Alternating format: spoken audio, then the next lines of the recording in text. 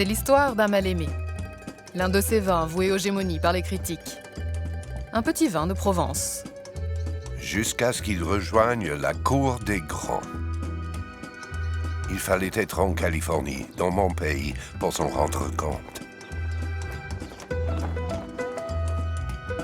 Par un après-midi de juin, à l'arrière d'une villa de Santa Monica, un ami, passionné de vin, nous conviait à une garden party en très bonne compagnie.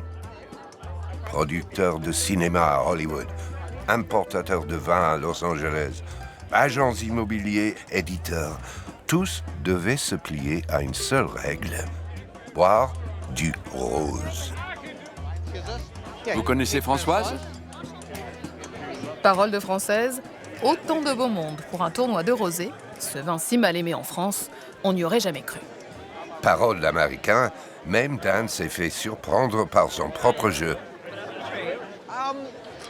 Il y a 20 ans environ, j'ai invité un groupe d'amis à boire du vin sans trop y réfléchir, juste pour le plaisir. La seule façon de s'y prendre était de choisir la seule catégorie de vin qu'on ne prenait pas au sérieux. Et à l'époque, c'était le rosé. Et maintenant, tout le monde aime le rosé. Et le choix est devenu énorme. Parmi les amis de Dan, il y en avait certains qui étaient prêts à nous faire goûter quelques trésors de leur cave personnelle. Ça, c'est vraiment une licorne. Qu'est-ce que ça veut dire? Vous en voyez souvent, vous, des licornes? Jamais. Ben voilà. Et là, qu'est-ce que c'est? C'est un grenache rosé de 2011. Donc, du rosé. Un vin rosé considéré comme un grand cru qui peut vieillir, là non plus on n'y aurait jamais cru.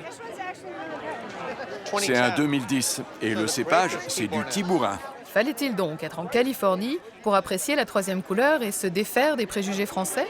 C'est vrai, c'est chez nous que des critiques très sérieux ont fait entrer pour la première fois un rosé dans le classement des 100 meilleures bouteilles du monde.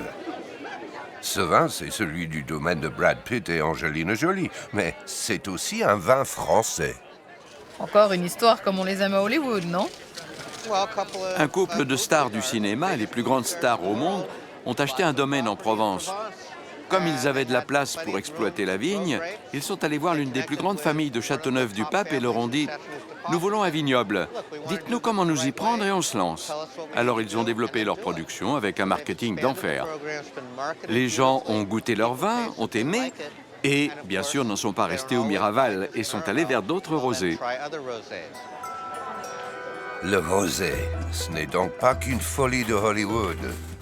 Car sinon, comment expliquer que depuis 10 ans, partout dans le monde, alors que la consommation et la production de tous les autres vins reculent, celle du rosé augmente? Ce serait plus de 25 millions d'hectolitres chaque année, l'équivalent de 330 millions de bouteilles qui abreuvent nos cavistes ou vos supermarchés. Et devinez quoi? Une bouteille sur 4 vient de chez vous. Ah oui, effectivement, nous sommes les premiers producteurs mondiaux. Et nous sommes aussi les premiers consommateurs mondiaux. 9 Français sur 10 boivent du rosé, presque 25 bouteilles par an chacun.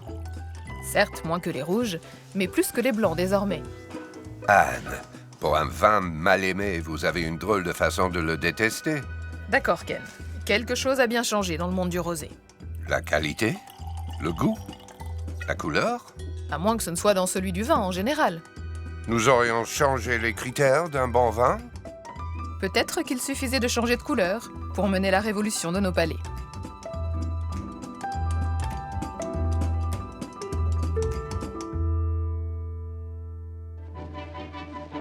Partir, c'est la première joie qu'apportent les vacances aux citadins prisonniers toute l'année de leurs tâches, de leurs soucis, des conventions. Les vacances, c'est vous qui les avez inventées, ça c'est vrai. Mais revenons aux origines du rosé. Vous dites qu'il est né en Provence à cause des vacances? On raconte qu'avec l'introduction des congés payés en 1936, de nombreux Français ont découvert là-bas les bonheurs de la mer et du vin rosé local qui l'accompagnait. De retour chez eux, Parisiens, Lyonnais et autres citadins auraient demandé à le retrouver au bar d'à côté. Mais à l'époque, les vins résistaient mal au transport, sauf à leur ajouter une bonne dose de sulfite, responsable de migraines mémorables. Malgré les progrès de l'œnologie, cette réputation détestable reste vivace pendant de longues années, n'est-ce pas? Aussi, dans les années 80, quand Françoise Régor, ancienne attachée de presse du milliardaire Onassis, s'entiche des vignes de son nouveau mari, il lui faut trouver une stratégie qui révolutionne la communication autour du rosé. Le rosé n'avait pas une image haut de gamme. C'était le petit vin foncé à la vendange. On mettait le raisin qui était pourri, on le mettait pour le rosé. C'était la mentalité provençale.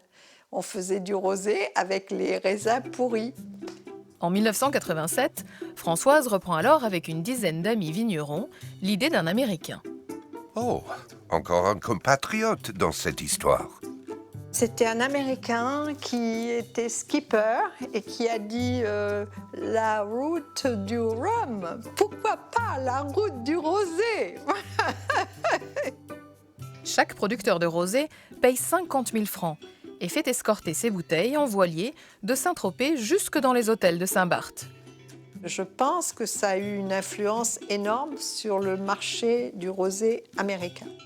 Donc nous avions déjà un temps d'avance sur les sommeliers français pour apprécier les grands crus de rosé? On ne nous prenait pas du tout au sérieux. D'abord, les sommeliers, il y en a encore, hein. Ils disent que ce n'est pas du vin, le rosé.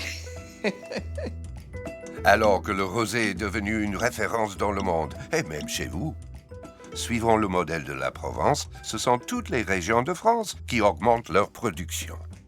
Mais les préjugés passent et ne se ressemblent pas. Le rosé serait un simple mélange de blanc et de rouge, alors que la pratique est totalement interdite en Europe. Un vin de femme ou de jeune, alors que les hommes s'y mettent aussi. Au mieux, une boisson de l'été sans grande qualité à boire très fraîche, alors qu'on devrait déguster ce vin entre 8 et 14 degrés. À l'image de Françoise, ils sont donc encore nombreux aujourd'hui à batailler pour faire admettre leur rosé dans la communauté des grands vins. Voici Audrey Bassineau, 34 ans, 5e génération du nom, et première vigneronne à la tête du domaine familial de 50 hectares. Alors, Audrey, le rosé, c'est bien du vin? Déjà, au niveau de la vigne, que ce soit rouge, rosé, blanc, c'est le même travail. Le but, c'est d'avoir une vigne en forme et des baies le plus qualitatives possible. Et après, par contre, en vinification et en cave, je dirais même que non seulement c'est un vrai vin, mais en plus, c'est le plus dur à faire. Pour faire les 3 couleurs, c'est le plus dur à faire. Il ne suffit pas de mélanger du vin blanc et du vin rouge? Non, souviens-toi, cette pratique est totalement interdite en Europe. Alors, d'où vient la couleur rose du rosé? Les raisins ne sont pas roses à l'origine. Le rosé est fait à partir de cépages blancs, 20% maximum, et surtout de cépages rouges. En Provence, ce sont des cinsault, syrah ou grenache. Voilà, pellicule noire et pulpe blanche. Mais tu auras beau presser les raisins, le jus sera toujours blanc. Il ne se colore qu'au contact de la peau au moment de la macération, souvent de quelques heures, le temps qu'ils deviennent roses. Et si l'on n'avait pas retiré les pellicules noires du pressoir, le jus serait devenu rouge, comme lors de la fabrication d'un vin rouge. Ok, d'accord. Le rosé, c'est un procédé bien différent des autres vins. Mais fait-il pour autant partie des plus grands? Luc Nivière, ancien marin-pompier, a succédé à la tête de l'exploitation familiale il y a 15 ans. Déjà, qu'est-ce qu'un grand vin? Ça veut dire quoi, un grand vin? Si on compare au Grand Rouge... Est-ce que c'est un grand prix financier? Est-ce que s'il est cher, c'est un grand vin? On peut faire, hein. Il y en a en Provence qui savent vendre des rosés très très chers. Non, l'essentiel c'est d'être un vrai vin, c'est-à-dire un vin de qualité, tout simplement. Ah, la qualité, un bien grand mot. Si on s'en tient d'abord à certains critères techniques du vin, le rosé a à peu près le même taux d'alcool ou de sucre ou de sulfite que les autres. Là où il se différencie, selon Luc, c'est lors de l'assemblage, en plein hiver, quand il trouve son goût et sa couleur. Luc a choisi pour maître des cérémonies un œnologue. Et en plus de ses 2 ouvriers agricoles, une conseillère avisée en la personne de sa femme. Quand on fait les assemblages, on accouche de notre bébé. On a toujours le dilemme entre le produit qui nous plaît à nous et le produit qui plaît au consommateur lambda. Nous, on est professionnels, on a nos goûts propres, on a le goût d'un professionnel. Le consommateur lambda, qui soit sur la Côte d'Azur ou à Paris, on n'a pas les mêmes goûts, on n'a pas la même température, on n'a pas les mêmes habitudes gustatives, on ne mange pas pareil, donc il faut que ça plaise à tout le monde. Pour trouver la bonne formule, Luc et son équipe travaillent à partir des jus de raisin fermentés dans ces cuves, qui correspondent chacun à des parcelles et des cépages différents. Ils ont prélevé des échantillons qu'ils testent, dégustent et s'amusent à combiner à petite échelle. Sur la 2, on avait quoi? Sur le 2, on avait 2 de GV87G, 23 de C4. Après de multiples équations et en fonction des volumes disponibles, ils élaborent 3 gammes de rosés, du moins cher au plus cher. Qu'est-ce que vous en pensez? Il y a un chouïa, il faut... je sais pas. Ouais, il y a un truc. Un chouïa. Pas beaucoup. Là, on est trop en puissance, c'est trop... Oui, mais... est-ce que Tu veux ça plus de va finesse? plaire? Bon, alors là, vous n'êtes pas d'accord, il faut que vous mettiez d'accord. Ce qu'il faut voir au final, moi je vous aide sur le choix de ce qui est le plus harmonieux, le plus évident quoi, entre les deux. Pour l'instant, là, je pencherai un peu plus sur le 2, mais on va le refaire. La première impression, quoi. Il faut rester sur la première impression. Oh, un vrai casse-tête de deviner le goût du consommateur lambda. Et aussi de deviner la couleur qui lui plaira. Car à la différence du rouge ou du blanc, c'est une préoccupation chez les producteurs de rosé lors de toutes les étapes de la vinification. On a des cépages comme le cinsault qui sont par nature très clairs. Et donc c'est pas on fait le vin et puis on verra la couleur au final et puis on va bidouiller pour que ça soit clair. Non, c'est depuis les cépages que l'on plante qu'on travaille cette couleur en fait. 116, 155. Alban Cacaré, qui a repris la gestion du domaine depuis que son oncle l'a racheté il y a 15 ans, invite toujours Françoise à ses assemblages. Elle qui depuis longtemps faisait des rosés clairs. 200 hectos. Un peu de poudrée. Et qui aujourd'hui plaisent tant aux consommateurs. Mais alors, dites-moi, entre la couleur et le goût, qu'est-ce qui est le plus important dans le rosé?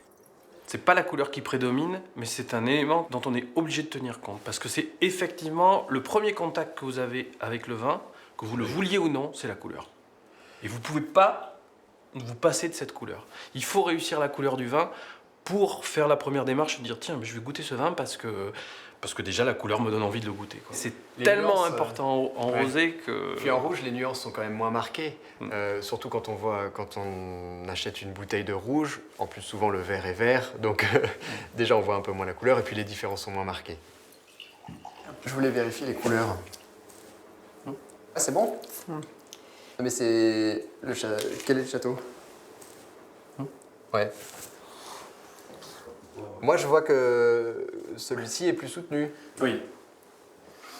Il est plus éclatant. Rose presque bleuté un peu là. Oui, il y a plus de bleu dedans. Ouais, effectivement. Et après filtration, le château va être hyper clair, c'est parfait. Ok. L'obsession de cette couleur qui doit donner envie. Il y a comme un doute qui s'installe. Est-ce que la couleur rose influence le goût? C'est l'une des hypothèses du Centre de recherche et d'expérimentation sur le vin rosé, financé en partie par les vignerons. On a fait travailler des sémiologues, des sociologues sur ces questions-là. Cette couleur rose qui est associée au vin rosé, elle est positive dans l'esprit des gens. Elle inspire deux choses, le décalage et l'affection. Alors en effet, décalage, le rosé est un peu à la périphérie du monde du vin. Il a sa place très très particulière, un peu décalée par rapport au rouge et au blanc. Et puis l'affection, on sait que c'est le vin des copains, le vin des amis, le vin de l'amour. Bon, pour son étude en cours sur les goûts du grenache, un peu moins dans l'autopromotion celle-là, Gilles Masson a finalement fait déguster à l'aveugle 2 couleurs différentes. Oh, l'une était beaucoup plus foncée que l'autre. Cela aurait-il changé notre façon de l'apprécier? Quand on a un vin qui est très coloré, on va imaginer qu'il est très vineux, qu'il va être peut-être alcoolisé ou riche. Au contraire, quand on a un vin qui est très léger, on va penser qu'il est fluet, qu'il est aérien, qu'il est fin. Et parfois, c'est juste et parfois, c'est faux. Donc il faut vraiment de l'objectivité dans notre métier de scientifique. On doit regarder tout ça indépendamment. Le plus clair n'est donc pas forcément le meilleur. En effet, Et pour référencer de manière objective toutes les couleurs des vins rosés dans le monde, les chercheurs ont mis au point un nuancier. Du plus foncé, typique des rosés de Bordeaux ou de la Loire, au plus clair, typique de la Provence. Du plus rouge au plus jaune, finalement. Sauf qu'ici, on dirait pomelo ou groseille. Ah, vous êtes drôles, les Français. Vous utilisez des fruits pour décrire des couleurs et vous dites que la couleur n'a pas de goût? Non, la couleur ne donne pas le goût, ce sont des choses bien différentes. Mais il y a toujours un registre fruité qui tourne autour de ces rosés, qui est plaisant. C'est la raison pour laquelle on a choisi des noms de fruits pour donner des noms de couleurs à ce nuancier. Moi, je reste sceptique. Mais bon, admettons que la couleur ne donne pas le goût. Qu'est-ce qui fera le bon goût du rosé, puisque vous dites que c'est un vin différent? À Cannes, c'est l'occasion de poser la question lors du concours mondial du rosé qui réunit chaque année plus de 70 œnologues, de 18 nationalités différentes, prêts à décerner quelques 400 médailles à plus de 1300 vins anonymes. Lisette 78, Choukri 83, moi 76 et Marie-Hélène 82. Gilles 63, Zoltan 83, moi j'ai mis 78. Voilà, l'amertume plus l'acidité. J'ai une finale en fait qui est vraiment très désagréable. J'ai trouvé que le sucre était un peu trop présent pour en faire un vin équilibré. Moi je marque un peu cacahuète. Oui. Nous, en tant que dégustateurs, en fait, on ne juge pas le vin par rapport à ce qu'on cherche, nous, pour notre consommation, par rapport à un profil qui répond à un potentiel commercial, quoi. Un vin plus universel. La médaille gage de bonne vente est elle aussi gage de bon goût. Un statisticien américain a démontré que 9 jurés sur 10 se déjugent lorsqu'on leur présente 3 fois le même vin anonyme lors de la même dégustation. Et c'est une étude sérieuse, répétée pendant 10 ans. Les scientifiques ont beau remettre en cause régulièrement la fiabilité des jurés, rien n'y fait. Un vin avec médaille se vendra toujours plus qu'un vin sans, et ce partout dans le monde. Mais parfois, il y a des résultats qui peuvent surprendre, comme lors de cette dernière série dégustée. Bon, et vous, qu'est-ce que vous racontez? Langosha. Langosha? Ouais. Leur couleur pâle peut laisser penser qu'on est proche de la Méditerranée. On est en Corse. Corse. Moi, je ne sais pas si c'était si soleil que ça, parce que vu les notes qu'on a mis, il manquait quand même beaucoup de choses. C'était décevant? C'était... Alors, on était un peu perturbés par les couleurs. Trop pâles? On a eu des couleurs très très pâles. Ouais. Très très pâles. Non, Langosha. Bon. Et alors, vous avez donné beaucoup de médailles. Qu'est-ce que vous avez fait? 2 médailles? C'est pas très généreux. Bon, alors, vous étiez tous sur le même pays? Probablement, oui. Tous sur la même région. Et c'était tous des côtes de Provence. Voilà que les rosés de Provence, à force d'avoir joué de leurs couleurs claires, en auraient perdu leur goût. Pour s'y retrouver, il fallait faire appel à un gastronome. Oui, mais quel sommelier en France prendrait le rosé au sérieux? Bon, avec tout ce qu'on va s'enfiler aussi. Franck Thomas est une perle rare. Ah bah si, il faut y penser, c'est important. Il faut dire que ce meilleur sommelier d'Europe vient d'Antibes. Et la philosophie du domaine, c'est quoi? Et qu'il aimerait bien casser les préjugés autour du rosé, l'éternel compagnon des barbecues ou des apéritifs. Mais pour moi, le rosé a gagné ses lettres de noblesse. C'est aussi un grand vin de gastronomie. Moi, j'ai un grand souvenir comme ça, avec une tartine de pain, toute simple, du roquefort papillon, avec un bandol rosé qui avait quelques années. Mais qui aurait cru que je me serais éclaté avec du bandol rosé? C'était juste parfait. Donc comme quoi, on peut faire rosé et fromage. Rosé et fromage? Ce Franck me paraît bien iconoclaste. Eh bien oui et non. Puisque sentant l'engouement de certains gastronomes pour le rosé, une chaîne de distribution bretonne lui a demandé de repérer les meilleurs crus parmi les 120 millésimes présentés ce jour-là. Quand vous faites un vin, c'est quoi votre idée? Moi, mon idée, c'est que le vin soit le reflet du terroir, que ça exprime le terroir. Que ce soit un vin avec une personnalité, en fait. Alors, donc ça, c'est notre vin de pays, ça, c'est de l'Uni avec du cinsault, un peu plus de corps, un petit peu plus d'épices.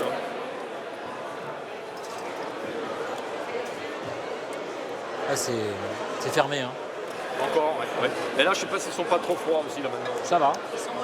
C'est plus ouvert, c'est plus aromatique, c'est plus élégant. Grenache, cinsault et syrah. C'est beaucoup plus féminin. C'est facile, c'est acidulé. C'est un vrai rosé de soif, quoi. Ça plaît beaucoup, ça. C'est là où c'est important de ne pas forcément toujours être dans la réponse du marché. Et si le client il a envie que de rosé techno, à la limite, il n'a pas besoin de nous, quoi. Je veux dire, il va tout seul, il achète son rosé et voilà. C'est quoi un rosé techno? Un rosé techno, c'est un rosé qu'on ouvre et c'est un rosé qui sent le bonbon, c'est un rosé qui sent la bouteille de parfum. Voilà, qui sent plus le parfum que le vin. Comme je dis, dans les arômes du vin, c'est assez rigolo, mais des fois, il faudrait peut-être dire que ça sent le raisin. C'est tout bête, mais ça marche. Il y en a beaucoup des rosés techno là? Il y en a quelques-uns. Ouais. Il y en a quelques-uns. Enfin, ici, on a une représentation de tout ce qui se fait. Donc, il y a des rosés qui sont très commerciaux, il y a des rosés qui sont très terroirs, il y a des rosés entre les deux. Et nous, on essaie de trouver ce qui nous plaît. Et le rosé techno, c'est le rosé commercial ou pas? Ça se rapproche, ouais. Ça se rapproche. C'est, si on devait comparer ça, c'est de la nourriture un peu entre guillemets industrielle, quoi. C'est une nourriture qui n'a pas d'âme. Ce jour-là, il y avait les nouveaux millésimes d'Audrey, de Françoise et de Luc. Mais perdus dans la masse, notre sommelier ne les avait même pas remarqués. Ou peut-être le prix de Franck était-il trop bas pour un grand vin? Ça dit quoi en tarif professionnel, chère madame? Vous êtes caviste. Sur les AOP classiques, à 4,60, l'osé à 5,50. Il est vrai que les Bretons demandaient à Franck de sélectionner des rosés qui seraient vendus à moins de 10 € dans leur magasin. Et avoir un grand vin pour un petit prix, c'est possible, monsieur le sommelier?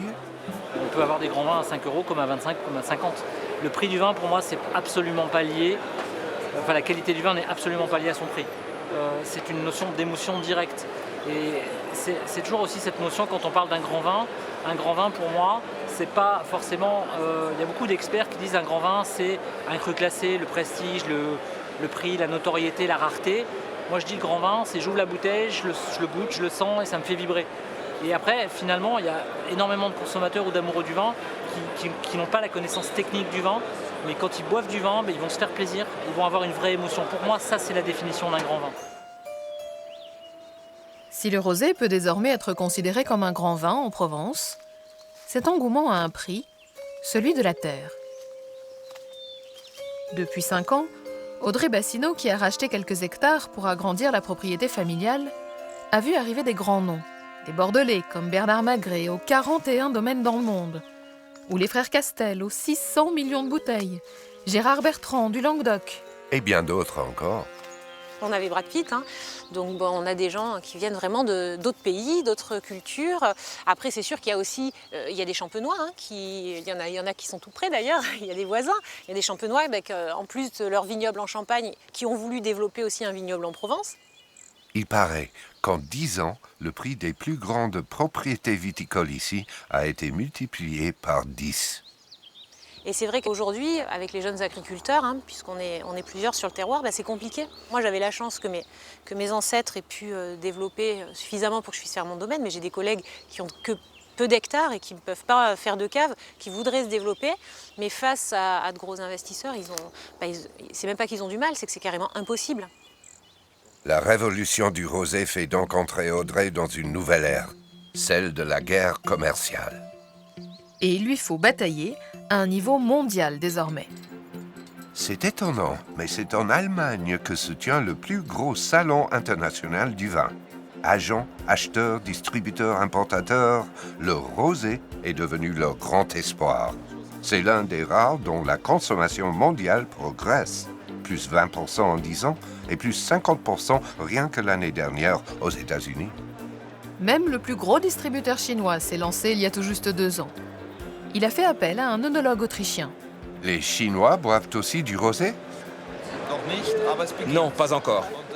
Mais ce qui est intéressant autour des bons vins, et ce sont les études du marché qui nous le disent, c'est que les femmes, et surtout les jeunes femmes, se portent de plus en plus sur les blancs, mais aussi sur les rosés. Alors d'accord, la Chine, c'est du rouge à 90%, mais c'est sûr, il y aura là-bas un boom du rosé dans les prochaines années. Parce qu'il passe très bien, en toute occasion. On n'a pas besoin d'être expert pour l'apprécier. Ça fait un tout. Et en plus, ça fait très chic de boire du rosé, non? Il y aurait donc bientôt des clients chinois pour Audrey? Pour l'instant, l'Allemagne reste l'un des plus gros importateurs de rosé de Provence après les États-Unis. C'est la première fois qu'Audrey démarche à Düsseldorf. Elle a fait appel à un agent.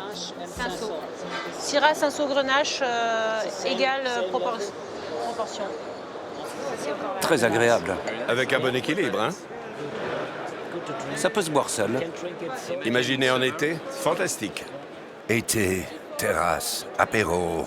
Le préjugé du rosé arrange quand même bien les affaires ici. Ce vin-là peut très bien marcher à l'international, parce que c'est un vin sec. Et comme toujours, c'est ce que les consommateurs recherchent, des vins secs. Mais en même temps, il faut que ce soit rond et agréable. Et c'est exactement le cas pour ce vin. Quel est le prix final pour le consommateur en France pour ces vins?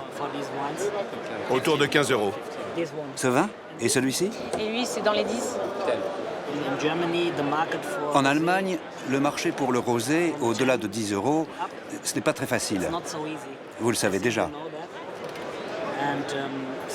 Je pense que la tendance à la hausse est là. Mais nous avons besoin de plus de temps pour expliquer ces prix. Il est difficile de vendre du rosé aux cavistes à 12, 15 €. Ce n'est pas si facile. Audrey est face à un dilemme. Le prix de son rosé étant jugé trop élevé pour l'export, ne devrait-elle pas regarder ailleurs? Peut-être que dans mon pays, elle aurait plus de chance, car là-bas, il y a des légendes qui se permettent de vendre des bouteilles à plus de 20 €. Audrey avait entendu parler d'une star provençale aux États-Unis. Ce n'était ni Angelina Jolie, ni Brad Pitt, mais Sacha Lichine, un Bordelais reconverti dans le rosé au même moment qu'eux, écoulant là-bas sa première cuvée à plus de 25 millions de bouteilles. Un autre verre, Tom. La différence, c'est que ça, c'est 30 à 50 années d'âge, Rock. Whispering, qui est plus le traditionnel, le classique de ce que fait la Provence. C'est un peu différent. Alors, ce sont, au fait, 4 vins qui sont complètement différents, à 4 prix totalement différents. Sacha Lichine, lui, ose afficher des prix pour sa cuvée de prestige allant jusqu'à 100 $, les 75 centilitres. Ah, ben, c'est un prix qu'on a établi, qu'on n'a pas changé depuis le début. Il a toujours été établi un prix. Aujourd'hui, on fait plus de 25-30 000 bouteilles. Elles sont tous à peu près vendues. C'est un produit qui est très demandé. On a eu 20 sur 20 là, par les critiques anglais là, récemment qui nous ont donné, qui n'avaient jamais été faits sur un rosé.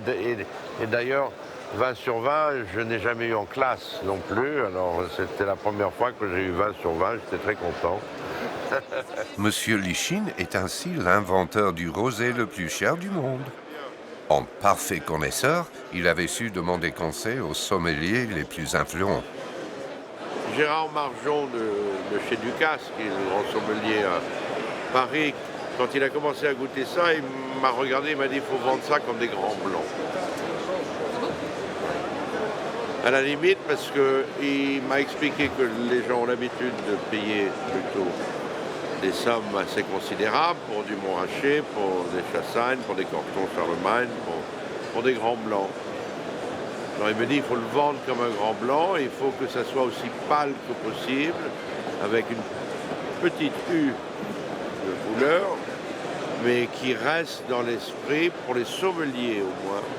Parce que vous savez, pour les gens, pour les sommeliers du rosé, c'est pas du vrai vin, ils vous rigolent au nez. Il y a des œnologues même à Bordeaux aujourd'hui qui viennent en Provence pour faire du blanc ou du rouge et qui refusent de faire du rosé parce qu'ils disent que c'est le Coca-Cola du vin. Moi, je dis plutôt qu'ils ne savent pas le faire. C'est plutôt ça. Ah, on avait appris que la couleur ne faisait pas le goût. Mais là, elle ferait le prix quand même. Il faut peut-être revenir sur cette question de la couleur et la soumettre à quelques scientifiques indépendants. Juste un petit commentaire. Il faut essayer de ne pas catégoriser trop vite avant de décrire. Votre cerveau, c'est... Ouais, des fois, il joue des tours. Chaque année, au sein de l'Institut de la vigne et du vin, un chercheur en analyse sensorielle prend ses étudiants comme cobayes. Sans rien leur dire au préalable. Je vous sers un petit canon. Cela fait partie de l'apprentissage sur le vin et du diplôme technique d'œnologie. Première dégustation autour d'un rosé. On va faire une petite liste de descripteurs entre tous. Alors, qui se lance? Pamplemousse. Fruits exotiques, bah fruits exotiques. Fraise tagada. Est-ce que c'est un sirop de grenadine par exemple? Non. Donc je mets fraise tagada. Troisième dégustation, autour d'un blanc. Agrumes, citron. Citron vert ou citron? Citron vert. Banane Haribo. Elle a trouvé la banane Haribo, lui il a trouvé les melons pas mûrs. Bah, ils font ce qu'ils veulent. Ah mais vous êtes des tyrans là. Jordi Ballester avait en fait piégé ses étudiants. Il leur avait proposé 2 versions d'un même vin blanc, dont la première avait été colorée par une légère touche rosée inodore et neutre pour le goût. Personne n'avait su déceler la tromperie. C'est ainsi que la couleur rose avait induit certains descripteurs inhabituels pour un blanc. La vue, je vous avais dit là, ça voyage à la vitesse de la lumière et elle est processée très vite dans votre cerveau. Donc tout de suite, vous avez une prédisposition à aller chercher un certain type de descripteur dans votre vin. Ce qui vous a légèrement amené vers du fraise des bois, fraise tagada, peut-être framboise. Voilà. Mais ce qui m'a plutôt choqué, c'est la dégustation, où j'ai pas eu du tout les mêmes sensations à la dégustation, quoi. Et ça j'en suis surpris, quoi, parce que finalement, si, comme tu disais, l'amertume, ça, oui, on le retrouvait. Mais c'est marrant parce qu'il y en a un, je trouvais que, voilà, il était plus court en bouche, alors que c'est. Le cerveau, je pense, c'est un peu formaté. Et là, on a été complètement paumé. Passer du pamplemousse au fruit rouge, c'est vrai que normalement, dans un vin, c'est soit fruit rouge, soit agrumes, les deux ensemble. On s'est bien fait piéger, ouais. Finalement, n'y aurait-il pas un certain plaisir à se faire tromper par nos sens quand on boit du rosé? Ou même du vin en général? Après la couleur, il nous faut maintenant comprendre l'influence du prix. Nous avons fait cette expérience avec du chocolat, de l'eau, des milkshakes et toutes sortes de choses. Car nous avons en général cet a priori qu'un prix supérieur signifie une qualité supérieure. Souvent on se dit « Oh mon Dieu, ça doit avoir un goût incroyable si ça vaut 90 $. 90 $, c'est presque le prix du rosé de Sacha Lichine. Lors de sa dernière expérience menée en Californie, Hilke Plasman, experte en neuromarketing, a fait déguster à des cobayes des vins différents. À l'aide d'un scanner, elle a réussi à déterminer ce qui se passe dans leur cerveau quand on leur annonce le prix. À leur insu, le vin à 90 $ était le même que celui à 10 $. Cette zone ici, appelée le cortex orbitofrontal, est plus active quand le vin est proposé à 90 $ par rapport au même à 10 $. Donc, quand les gens disent qu'ils préfèrent le vin à 90 plutôt que celui à 10, c'est parce qu'ils le ressentent réellement quand il est plus cher. Les régions du cerveau qui analysent le plaisir du goût leur disent que celui à 90 est meilleur. Attendez, pardon. Cela veut dire que... Que le vin de Sacha Lichine à 90 $ pourrait être mauvais. Mais que le prix le rendrait agréable? Bon, en fait, non. Une collègue de San Diego a répété l'étude en utilisant des vins d'un même cépage, mais aux qualités très différentes. Alors elle a regardé ce qui se passait pour ce vin très mauvais. Et elle s'est aperçue qu'un prix de vente élevé avait l'effet inverse. Quand les consommateurs sentent qu'on les trompe, ils se disent « Oh mon Dieu, c'est vraiment pas formidable ». Cela signifie qu'il faut tout de même vérifier la qualité, mais pour une gamme de vins semblables, le prix peut faire la différence et jouer sur la satisfaction du consommateur. C'est quand même une bonne nouvelle pour les consommateurs, parce qu'autrement, cela signifierait qu'on pourrait fabriquer de mauvais produits, mettre un prix élevé dessus et se faire beaucoup d'argent. En fait, ce n'est pas le cas. Parole d'Américain, je suis rassuré. Celui qui vend le plus de rosé dans mon pays offre quand même une certaine qualité. Parole de Française, si on m'avait dit qu'on pouvait vendre du rosé à 100 $ comme un grand cru, je ne l'aurais jamais cru. Maintenant, je ne demande plus qu'à te croire. Il est temps de partir en Californie, dans mon pays. Il faut aller rencontrer Jeff, un ancien critique de vin. Il a monté son chai urbain en plein centre de Berkeley. C'est un personnage dans notre monde du rosé. Je suis aussi l'ancien roi du rosé. Ah, c'est vous? Oui, c'était moi. Ce n'est plus moi, mais c'était moi. Et aujourd'hui, je déguste mon Zinfandel rouge, mais je fais aussi du rosé avec le Zinfandel ici en Californie. Jeff, c'est un peu un prédécesseur de Sachalichin. En 2000, c'était le premier chez nous à se spécialiser dans le rosé. Et s'il parle aussi bien le français, c'est qu'avant d'être critique ici, il était musicien à Monaco et très fan des rosés de Provence. Je voulais faire quelque chose pareil, quoi. Quelque chose de très spécial, mais rosé. Et voilà, j'ai fait ça pendant 8 ans. Et chaque année, il y avait plus de gens qui faisaient du rosé. Donc au début, c'était bien, parce qu'il n'y avait que moi. Mais après, il y avait tellement de compétition, de concurrence, que finalement, j'ai échoué. Vous aviez commencé trop tôt? Peut-être. Ça, c'est le problème quand on est génie. Mais alors, Jeff, comment faites-vous votre rosé ici? C'est très simple. On charge le raisin par le haut, il s'entasse jusqu'à cette hauteur. J'ai un filtre à l'intérieur de la cuve. J'ouvre la valve et le jus s'échappe. On raccorde un tuyau ici jusqu'au tonneau. On en remplit 2, 3, 4 ou 5 à partir de ces cuves. Environ 5 à 10% de ce volume devient du rosé. Et quelques semaines plus tard, c'est prêt. Ah, tout paraît si simple avec vous les Américains et votre rosé de saignée. Mais le rosé de saignée, c'est une vieille technique encore utilisée dans certaines régions de France, comme à Bordeaux.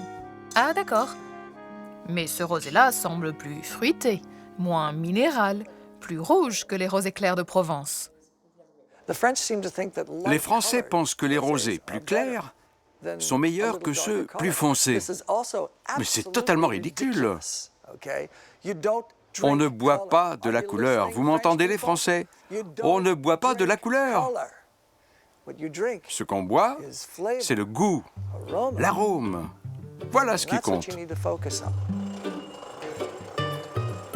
Pas rancunier, Jeff nous promettait de mener une petite révolution sur nos préjugés français. Il nous emmène en visite dans les vignobles de la Napa Valley. De grands noms se sont installés ici pour rivaliser avec les meilleurs crus européens et sont devenus des empires, comme fut le célèbre Robert Mondavi ou le cinéaste Francis Ford Coppola. Il y a aussi la dynastie des Trinchero. Roger nous reçoit dans le dernier vignoble qu'il vient d'acheter. Cette parcelle ici, qui fait le tour de notre chai, on l'appelle le vignoble de Mario, du nom de mon père. Il y a aussi notre BRV, des initiales de Bob, Roger et Vera. Ça, c'est ma génération. La famille Trinchero est en réalité la 4e fortune du vin aux États-Unis, acquise grâce à du rosé. Tout commence par un coup du hasard sur un jus de saignée d'un cépage rouge de Zinfandel laissé dans un coin. En 1975, on a eu un arrêt de la fermentation qui a laissé le rosé avec 2% de sucre résiduel. On a eu ce vin légèrement sucré à la robe rose. Au lieu de le jeter, on l'a goûté. Et on l'a trouvé très bon et on a essayé d'en produire plus. Ça a fait boule de neige. On a écoulé le stock presque instantanément. Et les grossistes, les revendeurs, les clients, tout le monde en redemandait. Et on s'est mis à doubler la production chaque année. En 1987, on produisait plus de 36 millions de bouteilles de White Zinfandel. Et on avait commencé au début des années 70 avec à peine 3000 bouteilles. Quand vous avez commencé à produire le White Zinfandel, le public américain adorait les produits sucrés. Ce n'est pas pour rien qu'on a inventé le Coca-Cola. La famille Trinchero est arrivée à ce moment précis avec le produit que les consommateurs américains attendaient. Je crois qu'aux États-Unis, il n'y a pas une seule famille qui ne connaisse pas le vin rosé très sucré et bas de gamme de Roger. Sa réputation auprès des critiques était si mauvaise que les ventes ont chuté. Il en reste tout de même 20 millions de bouteilles chaque année. Et depuis, Roger a su s'adapter à l'évolution de nos palais. Contrairement au White Zinfandel, qui était une trouvaille fortuite, tous ces vins ont été planifiés.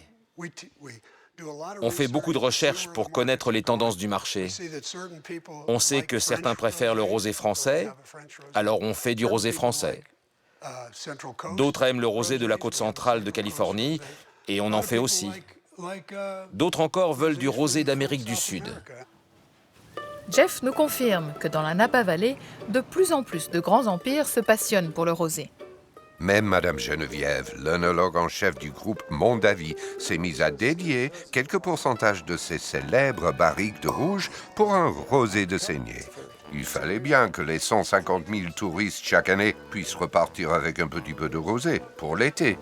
Le rosé, c'est quelque chose de spécial que nous voulons donner personnellement à nos consommateurs qui viennent nous voir à la cave. Donc ils savent que quand ils viennent ici, ils auront quelque chose de spécial. Le rosé.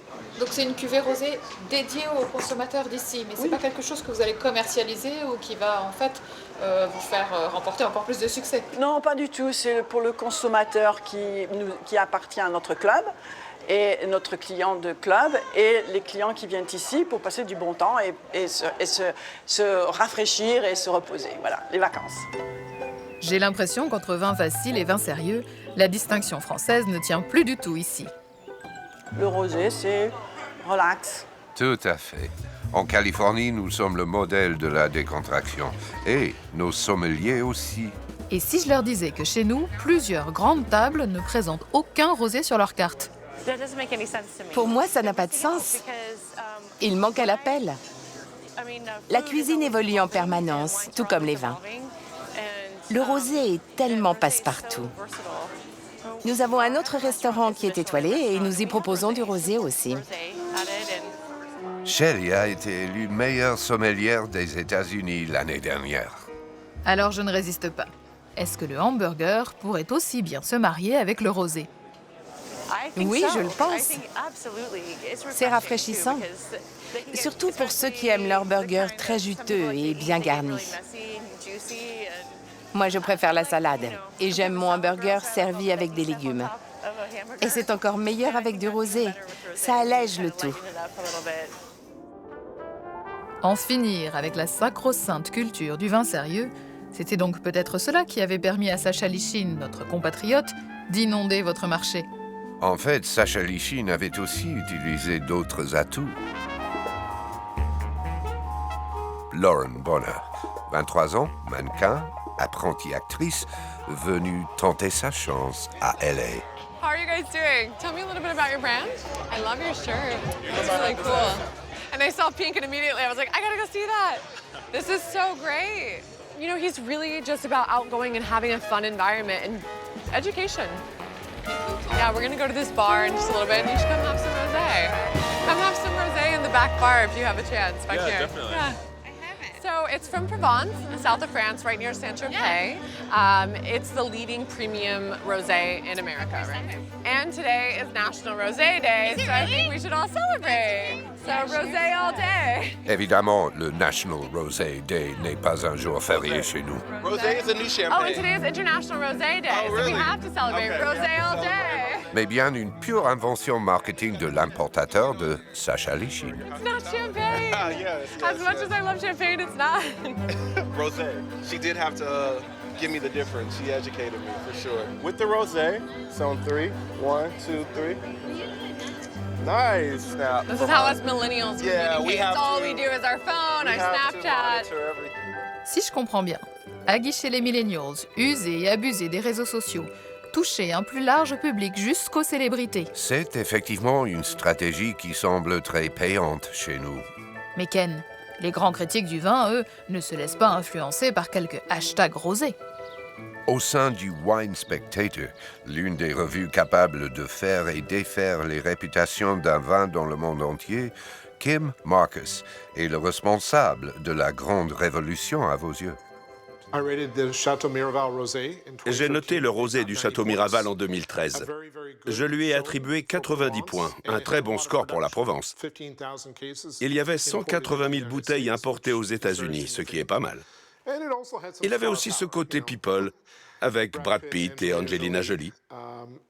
Il est vraiment sorti du lot.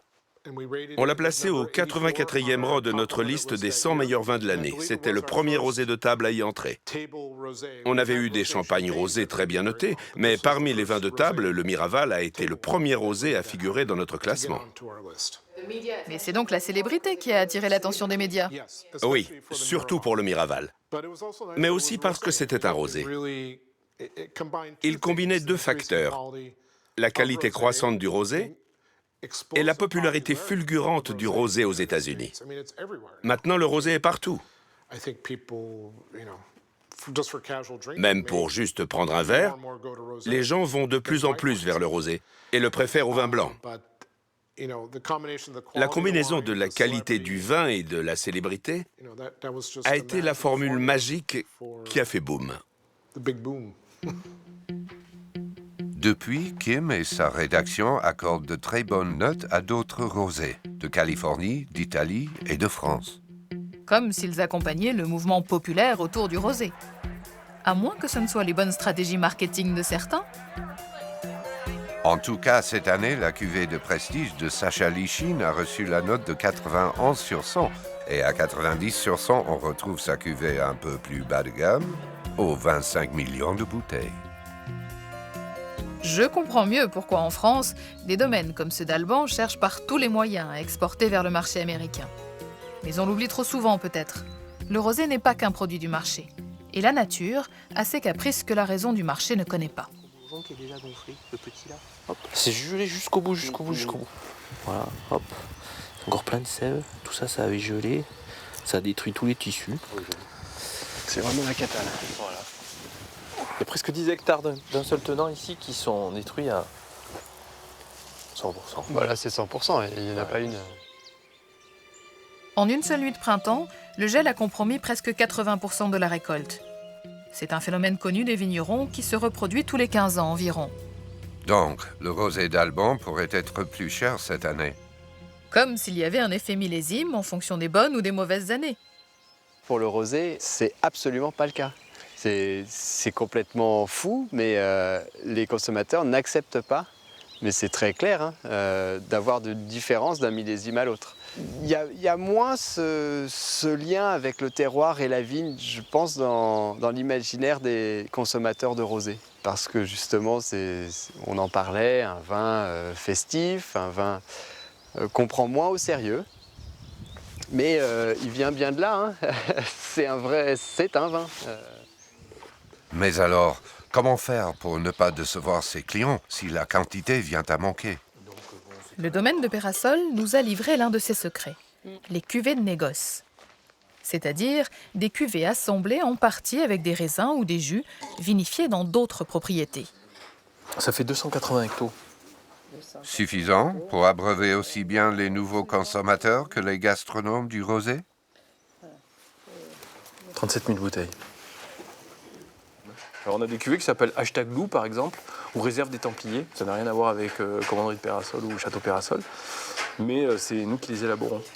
Et ça va donc à de la grande distribution? Beaucoup, oui. Majoritairement grande distribution. Ah oui. C'est du coup beaucoup moins cher, c'est ça? C'est souvent beaucoup moins cher. Beaucoup moins cher. Tout le monde veut du rosé. Et il faut des rosés pas trop chers pour les plages et la grande distribution. Donc voilà, c'est comme ça. C'est cette progression qui fonctionne. En Provence, il n'y a pas que Peyrassol, bien sûr, à faire des cuvées de négoce. Il y a toutes les coopératives, mais aussi de grands noms comme Miraval. Le domaine de Brad Pitt et Angelina Jolie. Ou Château d'Esclans. Le domaine de Sacha Lichine.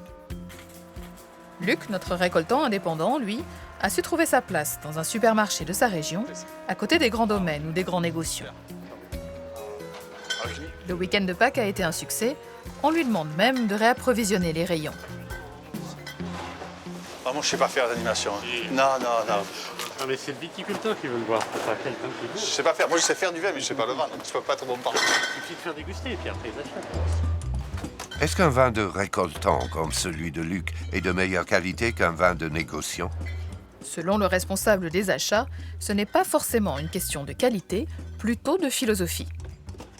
Au niveau de l'éthique personnelle, je pense que c'est quand même très important d'avoir une agriculture, entre guillemets, une viticulture qui se maintient donc au niveau local. Et puis en même temps, j'allais dire, le récoltant va donner toute son âme souvent dans le vin, il va donner tout ce qu'il peut. Donc ceux qui sont sensibles à la philosophie ou l'éthique personnelle feront attention à la différence entre le R de récoltant et le N de négociant. Et ceux qui le sont moins seront peut-être sensibles à d'autres critères, comme la médaille, la couleur, la bouteille. Ou sur un packaging plus attrayant, vous avez cela, par exemple. La bouteille carrée. La bouteille carrée comme ça. Parce que ça fait un peu style parfum. Est-ce que ça c'est aussi pour du rouge ou c'est encore plus fort pour le rosé? C'est plus fort pour le rosé. Ah oui. Plus fort, beaucoup plus fort. Oui. Pourquoi? Puisque, alors, à mon sens, le rouge, il y a un nom déjà. On va vers du rouge avec un nom. Bordeaux, enfin tout ça. Que le rosé, on ne vient pas avec un nom, on vient avec la couleur, l'idée en tête, la beauté de la bouteille, voilà, c'est tout un ensemble. Voilà. À ce petit jeu de la réputation et des grands prix, le vin rosé n'avait donc pas fini de nous surprendre. À moins que ce ne soit le monde du vin en général. Cette année, ce sont nos cousins les Anglais qui ont élu à l'aveugle un rosé de Provence à moins de 7 € parmi les meilleurs vins du monde. Décidément, dans ce nouvel univers du rosé, tout le monde pourrait tenter sa chance. À chaque vendange, on reposerait ainsi l'éternelle question: ce nouveau millésime de rosé, Quel serait son goût? Quelle serait sa couleur? quel serait son prix? Quelle serait sa réputation? Et franchement, le but, c'est pas la couleur, c'est que ce soit bon. Un peu d'acidité. Ça sera un beau début. Et on voit que ça va être très pâle. couleur, Ça sera une belle couleur. Ça sera une belle couleur.